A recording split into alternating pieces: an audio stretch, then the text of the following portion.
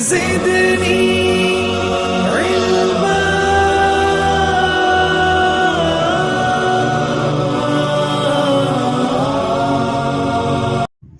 الحمد للہ وحدہ والصلاة والسلام علی من لا نبی بعدہ وعلی آلہ واصحابہ الذین اوفوا عہدہ. اما بعد، عن النعمان بن بشیر رضی اللہ تعالی عنہما قال قال رسول اللہ صلی اللہ علیہ وسلم: مثل المؤمنین فی توادہم وتراحمہم وتعاطفہم مثل الجسد اذا اشتکى منہ عضو تداعى له سائر الجسد بالسہر والحمى. وقال النبی صلی اللہ علیہ وسلم: الخلق عیال اللہ فأحب الخلق إلى الله تعالی من احسن إلى عیالہ. صدق رسول اللہ صلی اللہ علیہ وسلم. بزرگان محترم، دوستو، بات چل رہی تھی گزشتہ ہفتے سے کہ نبی اکرم صلی اللہ علیہ وسلم کی تعلیم نے انسانیت کا احترام سکھلایا.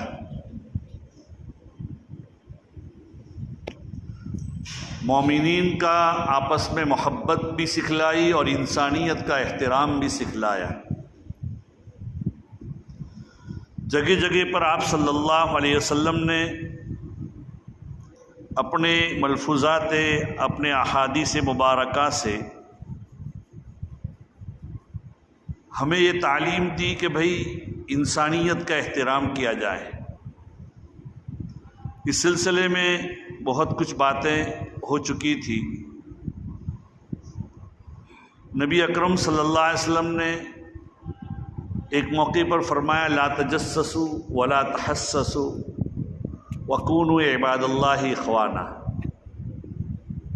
کسی کی جاسوسی مت کرو، کسی کے بارے میں دوسرے اعتبار سے اپنے حس اور حادثے سے تحقیق مت کرو. جو مومن تو کیا ہے، مرنج ہوتا ہے، کسی کے ساتھ نہ اس کو کوئی تکلیف ہوتی ہے نہ کسی کو وہ تکلیف پہنچاتا ہے، ایسا مومن ہوتا ہے. نبی اکرم صلی اللہ علیہ وسلم کی تعلیمات میں یہ ہے: اذا اتاکم کریم قوم فاکرموا. جب کسی قوم کا معزز آدمی تمہارے پاس آئے تو اس کا تم اکرام کرو. ایک موقع پر نبی اکرم صلی اللہ علیہ وسلم نے یہ فرمایا: انزل الناس منازلہم. لوگوں کو ان کے درجے کے مطابق تم رکھو. اس سلسلے میں ابو داؤد شریف کی ایک روایت ہے، ام المؤمنین صدیقہ عائشہ رضی اللہ تعالی عنہا کے پاس ایک سائل آیا، روٹی دے دی، روٹی کا ایک ٹکڑا اس کو روانہ کر دیا. دوسرا ایک آدمی آیا جس کی حیت اچھی تھی. پہلے کی حیت ایسی تھی کہ وہ وہ معمولی سا آدمی اپنے وضاقتہ سے اور ان کی حس سے ان کو معلوم ہوگا کہ یہ آدمی ایسا ہے. دوسرا آدمی آیا، اس کی حیت بھی اچھی تھی. حضرت عائشہ صدیقہ رضی اللہ تعالی عنہا نے اس کو بٹھایا اور کھلایا، اس نے کھایا. پوچھا گیا: آپ نے ایسا کیوں کیا؟ صدیقہ عائشہ رضی اللہ تعالی عنہا نے فرمایا، نبی اکرم صلی اللہ علیہ وسلم نے فرمایا: لوگوں کو ان کے درجے کے مطابق رکھو. اس میں مسلمان کی کوئی قید نہیں ہے. لوگوں کو ان کے درجے کے مطابق نبی اکرم صلی اللہ علیہ وسلم نے رکھنے کو کہا ہے. وہی ابن ماجہ کی روایت ہے: اذا اتاکم کریم قوم فاکرموا. کسی قوم کا کریم تمہارے پاس آئے تو تم اکرام کرو. دیکھیے، دنیا میں جو نسبتیں ہوتی ہیں 4 قسم کی نسبت ہوتی ہے. یا تو جن کے ساتھ آپ کا معاملہ ہو رہا ہے وہ آپ کا نسبی رشتہ ہوگا اس سے، یا وہ آپ کا پڑوسی ہوگا، یا وہ مومن ہوگا، یا وہ انسان ہوگا. ان میں سے کوئی ایک تو چیز ہوگی ہی. ہر ایک انسان تو ہے لیکن عمومی اعتبار سے وہ انسان ہوگا. اگر نسب کا تعلق ہے تو بیٹے کو تعلیم دی گئی کہ الجنت تحت اقدام الامہات. اللہ کے رسول صلی اللہ علیہ وسلم نے فرمایا جنت کو ماں کے قدموں کے نیچے. قرآن کریم نے جہاں ماں کے اور ماں باپ کے بارے میں بتلایا کہ ان کے اچھے ساتھ اچھا سلوک کرو تو وہاں 26ویں پارے میں ہے وَوَصَّيْنَا الْإِنسَانَ بِوَالِدَيْهِ إِحْسَانًا حملته امه كرها ووضعته كرها وحمله وفصاله 30 شهرا. ہم نے انسان کو وصیت کی کہ اپنے والدین کے ساتھ اچھا سلوک کرو. وہ تیری ماں جو تیری ماں نے تجھے حمل کے زمانے میں بہت تکلیفیں اٹھا کر اپنے پیٹ میں رکھا تھا اور تیری مدت حمل اور تیری دودھ پلانے کی مدت جو 30 مہینے کی ہے اس نے ایسے نہیں پاپڑ بیلے نہیں. تم اپنی ماں کے بارے میں اپنی بہن یا اپنی بیوی کے بارے میں ذرا سوچو کہ وہ ایک بچہ جو پیٹ میں ہوتا ہے وہاں سے لے کر بچہ دودھ چھڑاتا ہے وہاں تک کتنی اس کی بے چینی اور بے کلی میں اس کی زندگی گزرتی. تب بھی ہنستے ہوئے مسکراتے ہوئے وہ ساری تکلیفیں برداشت کرتی ہے. اسی لیے ایک صحابی نبی اکرم صلی اللہ علیہ وسلم کے پاس آئے اور آپ صلی اللہ علیہ وسلم سے پوچھا کہ میں کس کے ساتھ اچھا سلوک کروں. کہا کہ تیری والدہ کے ساتھ. پھر کس کے ساتھ؟ کہا تیری والدہ کے ساتھ. پھر کس کے ساتھ؟ تیری والدہ کے ساتھ. پھر کس کے ساتھ؟ تو کہا تیرے ابا کے ساتھ. گویا کہ 3 مرتبہ ماں کا حق بتلایا، چوتھے درجے میں باپ کا. اور اس کی وجہ بھی یہی ہے، مفسرین کہتے ہیں کہ میں نے جو آیت کریمہ تلاوت کی جس کے اندر اللہ کے رسول اللہ تعالیٰ فرماتے ہیں وَوَصَّيْنَا الْإِنسَانَ، وہاں ماں کا 3 مرتبہ تذکرہ ہے. یہ تو بِوَالِدَيْهِ إِحْسَانًا، اس میں والد آ گیا، والدہ بھی آ گئی، اور پھر والدہ کا مزید تذکرہ کرتے ہیں حملته امه کرہا ووضعته کرہا. والدہ نے حمل کے زمانے میں بہت تکلیف سے کیا ہے کیا اور تکلیفیں برداشت کی ہیں اور اس کو ایک مدت تک رکھا اپنے پیٹ میں تکلیفوں کو برداشت کرتے ہوئے. اور جب بچہ تجھے جنا اس وقت بھی اس کی بہت کیا تکلیفیں برداشت کی. ایسے نہیں جنتا. ایک صحابی نے یا کسی نے پوچھا اللہ کے رسول صلی اللہ علیہ وسلم سے غالباً کہ میری والدہ کا میں نے ایسا حق ادا کیا، یہ کیا تو حق ادا ہوگا. کہا کہ تیری والدہ نے، یا ایک بزرگ کا واقعہ مجھے اس وقت مستحضر دیے، کہا کہ تیری والدہ نے تجھے جنتے وقت جو آہ نکالی تھی اس کا حق بھی اب تک ادا نہیں ہوا. آج ہم اپنے ماں باپ کے ساتھ کسی بھی طریقے سے کیا تعلق ختم کرنے کے لیے کیا تیار ہو جاتے ہیں. ماں باپ تڑس رہے ہیں. ہمارے معاشرے میں بھی ایک بات آنے لگی. پہلے معاشرے میں یہ ہوتا تھا کہ ماں باپ کو بڈھے گھر میں رکھ دیے جاتے تھے غیروں کے معاشرے میں، لیکن آج مسلم معاشرے میں بھی یہ باتیں ہونے لگی. اپنے ماں باپ کی قدر کرو. ایک بزرگ کی والدہ کا انتقال ہوا، غیب سے ان کے اوپر القاء ہوا کہ سنبھل کے رہنا، جس ماں کی دعاؤں سے تیری حفاظت ہو رہی تھی وہ اب چلی گئی، اس لیے اپنے والدین کی قدر کرو بھائی. تو ماں کے بارے میں بتلایا. دوسرا یہ کہ باپ کے بارے میں شریعت نے بتلایا کہ رضا الوالد فی رضا الرب فی رضا الوالد.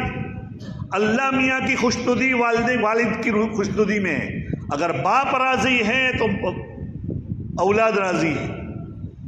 اسی لیے کسی کی اولاد پیدا نہ ہو تو ہمارے بزرگان دین میں سے بعض یہ کہتے تھے کہ اپنے والد کو راضی کرو، اپنے والد کو راضی کرو. تو والد کو اپنے اولاد کی نسب کی فکر ہوتی ہے، وہ دعائیں کرے گا تمہارے. اسی طریقے سے نبی اکرم صلی اللہ علیہ وسلم نے یہ بھی تعلیم دی کہ اپنی بیوی کے بھی حقوق ادا کرو، اور بیوی کو بھی کہا کہ اپنے شوہر کے حقوق ادا کرو. روایت ہے ابن ماجہ شریف کی، اللہ کے رسول صلی اللہ علیہ وسلم فرماتے ہیں، حضرت عائشہ فرماتی ہے لو امرت احدا ان يسجد لاحد فامرت المرأة لَأَمَرْتُ الْمَرْأَةَ أَن تَسْجُدَ لِزَوْجِهَا، اگر میں کسی کو اللہ کے علاوہ سجدہ کرنے کا حکم دیتا تو میں عورت کو حکم دیتا کہ وہ اپنے شوہر کا سجدہ کرے، لیکن اللہ تعالیٰ نے کسی کو سجدہ کرنے کا حکم نہیں دیا۔ آگے اللہ کے رسول فرماتے ہیں وَلَوْ أَنَّ رَجُلًا أَمَرَ إِمْرَأَتَهُ أَن تَنْقُلَ مِنْ جَبَلٍ أَحْمَرَ إِلَى جَبَلٍ أَسْوَدَ وَمِنْ جَبَلٍ أَسْوَدَ إِلَى جَبَلٍ أَحْمَرَ لَكَانَ نَوْلُهَا أَن تَفْعَلَ أو كما قال علیہ الصلوۃ والسلام۔ اللہ کے رسول صلی اللہ علیہ وسلم فرماتے ہیں کہ اگر شوہر اپنی بیوی کو یہ حکم کرے کہ کالے پہاڑ سے سرخ پہاڑ پر مٹی منتقل کر اور سرخ پہاڑ سے کالے پہاڑ پر مٹی منتقل کر، تو اس کی ذمہ داری یہ ہے کہ وہ ایسا کرے۔ لیکن بھائی صرف بیوی کے حقوق یاد نہیں رکھنے کے کہ اس کے تمہارے بیوی کے اوپر بھی حق ہے۔ نبی اکرم صلی اللہ علیہ وسلم نے فرمایا خیرکم خیرکم لأہلی، تم میں سے بہتر وہ ہیں جو اپنے اہل و عیال کے لیے بہتر۔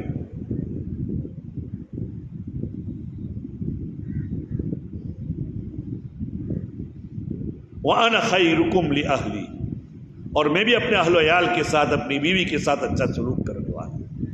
جو خود کھائے بیوی کو کھلائے، جو خود پہنے بیوی کو پہنائے، اپنی بیوی کے حقوق ادا کرے۔ اگر کسی آدمی کے اندر طاقت نہیں ہے بیوی کے حقوق ادا کرنے کی تو اس کو چاہیے کہ نکاح نہ کرے۔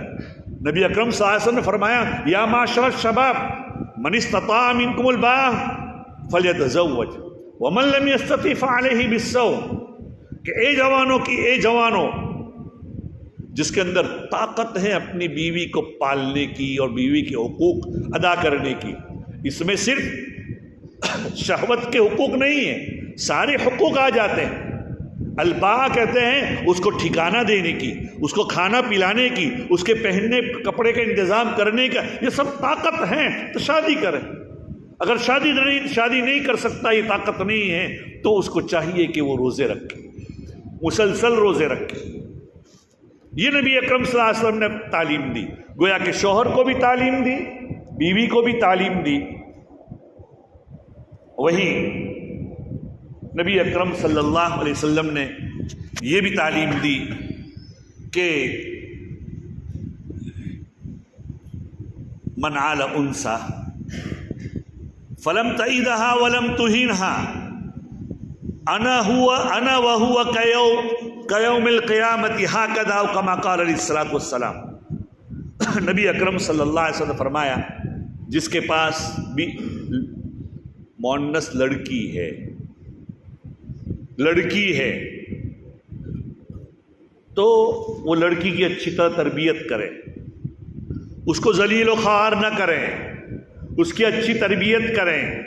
فَأَدَّبَهُنَّ فَأَحْسَنَ تَأْدِيبَهُ، اس کی بہترین تربیت کریں، تو وہ اور کل قیامت کے دن میں ایسے ہوں گے۔ اللہ کے رسول صلی اللہ علیہ وسلم نے اپنی انگلیاں ملائی اس طرح، اس لیے اپنی لڑکے کی یا لڑکا ہو یا لڑکی ہو، اس کو یہ نہ سمجھے کہ یہ میرے اوپر بوجھ ہے۔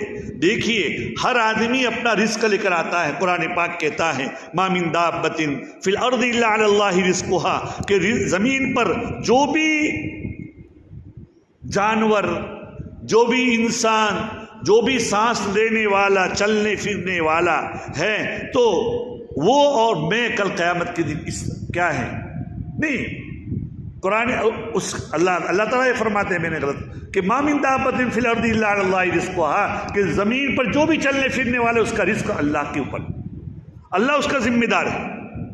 اس لیے بھائی اپنے والدین کی، اپنے بچوں کی، اپنے کیا ان کی قدر کرنی چاہیے۔ بچہ بھی ہو، لڑکا ہو، تو لڑکا کیا ہے؟ المال والبنون زینت الحیات الدنیا، بچہ آدمی کے لیے کیا ہے؟ مستقبل کا سہارا ہوتا ہے، وغیرہ وغیرہ۔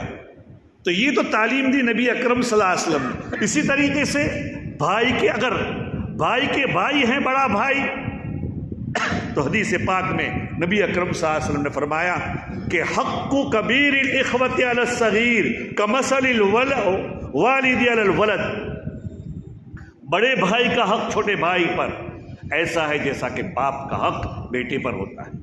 اپنے بڑوں کا اکرام کرو، اور اپنے چھوٹے بھائی ہیں تو چھوٹے بھائیوں کا بھی اکرام کرو۔ من لم یرحم صغیرنا، اللہ کے رسول صلی اللہ علیہ وسلم نے فرمایا۔ اسی طرح اعزا اقارب کا بھی یہ کرو، ان کے ساتھ اچھا سلوک کرو۔ اللہ کے رسول صلی اللہ علیہ وسلم فرماتے ہیں من وصلنی، جب اللہ تعالیٰ نے صلہ رحمی کو پیدا کیا آپس کی، تو اس نے اللہ تعالیٰ سے کیا ہے، اللہ تعالیٰ کے سامنے شکایت کی، تو اللہ تعالیٰ نے فرمایا کہ جو تجھ سے جوڑے گا میں تجھ سے جوڑوں گا، تجھ سے قطع کرے گا میں اس سے قطع تعلق کروں گا۔ وَيَقْطَعُونَ مَا أَمَرَ اللَّهُ أَن يُوصَلَ بِهِ، جن لوگوں سے اللہ تعالیٰ ناراض ہیں یا جن کو بارے میں اللہ تعالیٰ نے ناراضگی کا اظہار کیا، ان کا وَيَقْطَعُونَ مَا أَمَرَ اللَّهُ بِهِ، کہ وہ قطع رحمی کرتے جس کو صلہ رحمی کا اللہ نے حکم دیا ہے۔ اپنا اعزا قارب کے ساتھ سلوک کرو۔ تو دنیا میں جن کے تعلقات ہیں، ان تعلقات میں سب سے بڑا تعلق کیا ہے؟ ایک تو نسب کا تعلق ہے، دوسرا تعلق جو ہے پڑوس کا ہے۔ سمجھ میں آیا کس کا تعلق ہے؟ پڑوسی کا۔ تو نبی اکرم صلی اللہ علیہ وسلم نے فرمایا کہ اپنے پڑوسی کے ساتھ اچھا سلوک کرو۔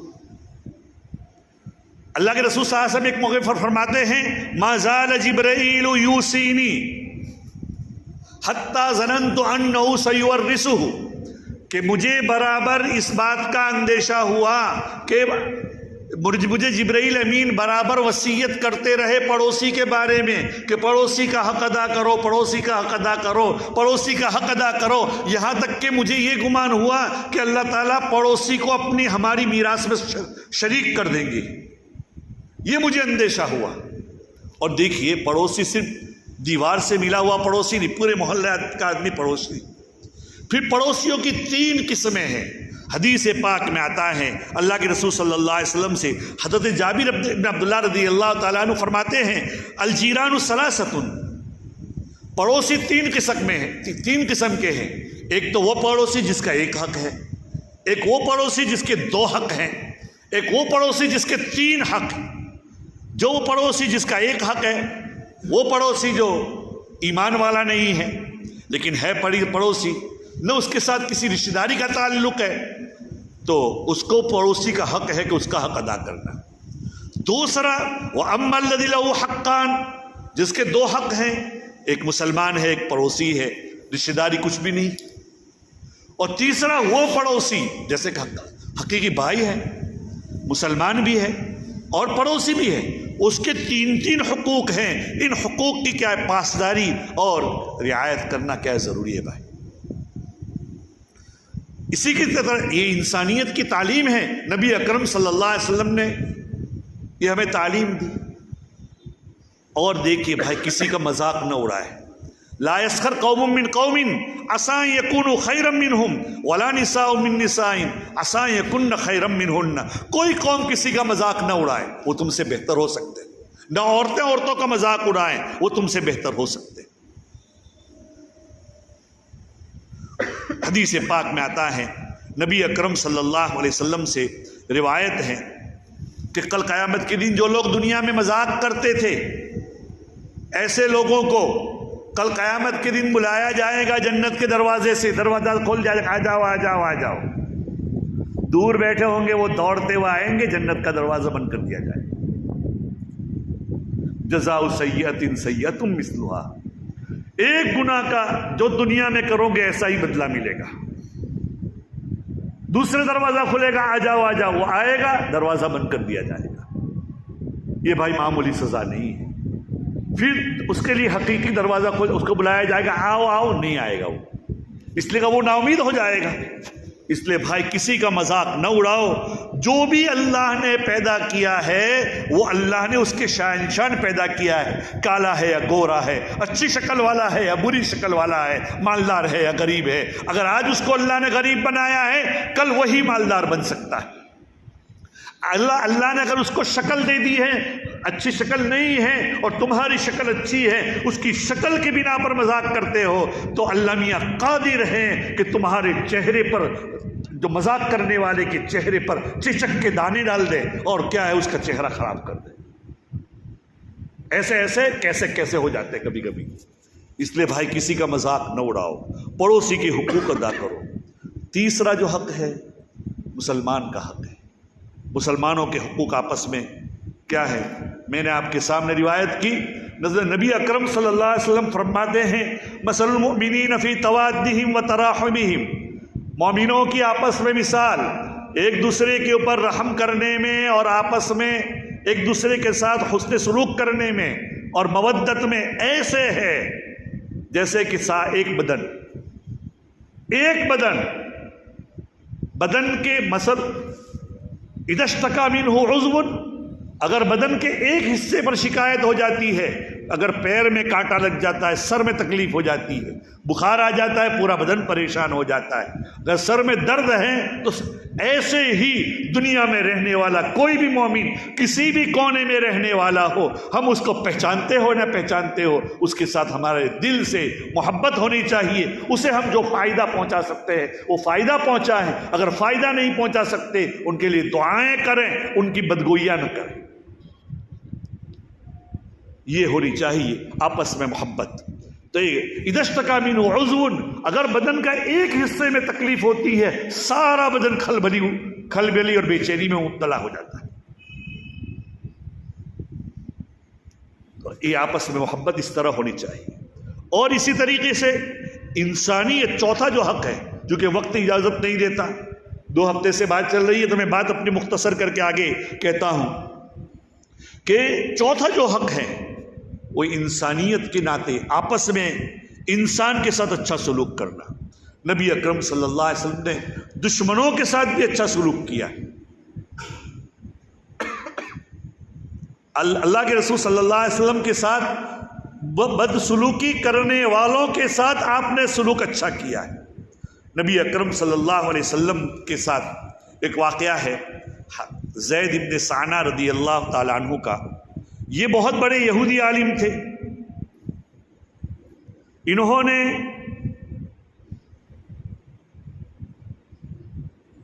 دل ہی دل میں کہا کہ اس نبی کی جو نشانیاں امت اگلی کتابوں میں لکھی ہوئی ہے میں نے وہ ساری نشانیاں پا لیے، لیکن 2 نشانیاں نہیں ابھی تک مجھے نہیں ملی. ایک تو یہ کہ ان کا حلم اور بردباری، قوت برداشت ان کے غصے پر غالب ہوگی، بہت برداشت کریں گے. دوسرا یہ کہ جو آدمی ان کے ساتھ جتنی جہالت کا معاملہ کرے گا یہ اتنا ہی ان کے ساتھ اچھا سلوک کرے گا. یہ 2 میں نے نہیں پائی. حضرت علی کرم اللہ وجہہ، یہ عبداللہ ابن سلام کہتے ہیں، دونوں سے روایت ہیں، فرماتے ہیں کہ غالباً مقام بوسرا کے لوگ مسلمان ہو گئے. بوسرا ایک شہر کا نام ہے، بصرہ نہیں، بصرہ. بصرہ تو اللہ کے رسول کے صلی اللہ علیہ وسلم کے زمانے کے بعد بسایا گیا ہے. تو بصرہ ایک شہر کا نام ہے. وہاں کے لوگ مسلمان ہوئے اور وہاں ایک دیہاتی صحابی نے ان کو رغبت دی تھی کہ تم لوگ مسلمان ہو جاؤ، اللہ کا رسول اتنا دیتا ہے کہ اگر تم پریشان ہو، قحط سالی مبتلا ہو، تمہاری مدد کرے گا. اب ہوا بھی ایسا کہ قدرتی طور پر ان کے اوپر حالات آئے، قحط سالی ہوئی، بڑے پریشان ہوئے. تو ان صحابی کو فکر ہوئی، اللہ کے رسول صلی اللہ علیہ وسلم کے پاس آئے، حضرت علی موجود ہیں اور ساتھ میں یہودی بڑا عالم زید ابن ثعانہ بھی موجود ہے. زید ابن ثعانہ نے وہ اس دیہاتی جو بدوی صحابی تھے، انہوں نے کہا کہ بھائی میں نے ان لوگوں کو ایسی دعوت دی تھی، مسلمان ہو گئے لیکن حالات میں گرفتار ہے اور میں نے ایسا وعدہ کیا تھا کہ اللہ کے رسول کچھ انتظام کرو. نبی اکرم صلی اللہ علیہ وسلم نے فرمایا کہ میرے پاس تو کچھ موجود نہیں ہے. تو زید ابن ثعانہ نے کہا کہ دیکھو میں تمہیں 80,000 دینار دے سکتا ہوں یا 80 دینار دے سکتا ہوں، 80 مسقال دے سکتا ہوں، لیکن تم مجھے فلانے کے باغ کے کھجور دینا. اس کے بدلے میں نبی اکرم صلی اللہ علیہ وسلم نے فرمایا کہ میں تو فلانے کا باغ کا تو نہیں دے سکتا لیکن فلانا کھجور دے سکتا ہوں. کسی کے باغ کا بھی ہو کہ تھا ٹھیک ہے، معاملہ ہے، مدت طے ہوئی کہ مثلا 6 مہینے کے 12 مہینے جو بھی طے ہوا ہو، 3 مہینے 2 مہینے، مدت پوری ہونے سے پہلے وہ یہودی عالم چونکہ اللہ کے رسول صلی اللہ علیہ وسلم کا امتحان لینا چاہتا تھا، وہ بعد میں تو زید بن ثانہ مدت کے 3 دن پہلے نبی اکرم صلی اللہ علیہ وسلم کے پاس آئے اور آپ سے مطالبہ کیا. آپ نے جو چادر پکڑی تھی وہ چادر ایسی کھینچی کہ اللہ کے رسول اس کے گلے میں آ کر گر گئے، اور آپ کو چادر کی سلوٹیں آپ کی بدن پر گری ہوئی ہے. حضرت عمر فاروق رضی اللہ تعالیٰ عنہ موجود ہے، غصے ہو رہے حضرت عمر فاروق، تو ایسا کر رہا ہے، تیری یہ جرأت. اللہ کے رسول صلی اللہ علیہ وسلم نے فرمایا للسائل حق، جو آدمی کسی سے مانگتا اس کا حق ہے، چپ سے رہیا. پھر حضرت عمر رضی اللہ تعالیٰ عنہ کو حکم دیا کہ جاؤ ان کو دے دو ان کا حق، اور مزید 20 مسقال دینا. دینے لگے تو 20 مسقال بھی مزید دیا. کیسے 20 مسقال؟ تو حضرت عمر کو اللہ کے رسول نے فرمایا تھا کہ وہ 20 مسقال جو زیادہ دینا ہے وہ تم نے ان کے سامنے کنمکی کی تھی، آنکھیں نکالی تھی نا تم نے، اس آنکھیں نکالنے اور بولنے کے بدلے میں ان کا حق تھا، وہ مانگ سکتا تھا، تو اس کے بدلے میں 20 زیادہ دینا. زید بن ثانہ کہتے ہیں میں نے دیکھ لیا کہ ان کا حلم، ان کی بردباری، ان کی قوت برداشت ان کے غصے پر غالب ہیں، اور ان کے ساتھ جتنا اچھا سلوک کیا جائے یہ اس کے ساتھ اچھا، جتنا برا سلوک کیا جائے یہ اس جہالت کا معاملہ کیا جائے یہ اچھا معاملہ کرتے ہیں. اشہد ان لا الہ الا اللہ و اشہد ان محمد رسول اللہ. میرا آدھا مال اللہ کے راستے میں ہے، میں نے تو یہ کیا تھا، وہ 2 نشانیاں دیکھنے کے لیے مجھے ایسا سلوک نہ کرنا چاہیے تھا. اللہ کے رسول کے قدموں میں گر گئے غزوہ تبوک میں، اور دوسرے غزوے میں کیا وہ شریک ہوئے، اور جب واپس ہوئے ہیں تو واپس میں کسی جگہ ان کا انتقال ہو گیا. یہ اللہ کے رسول صلی اللہ علیہ وسلم کا معاملہ تھا.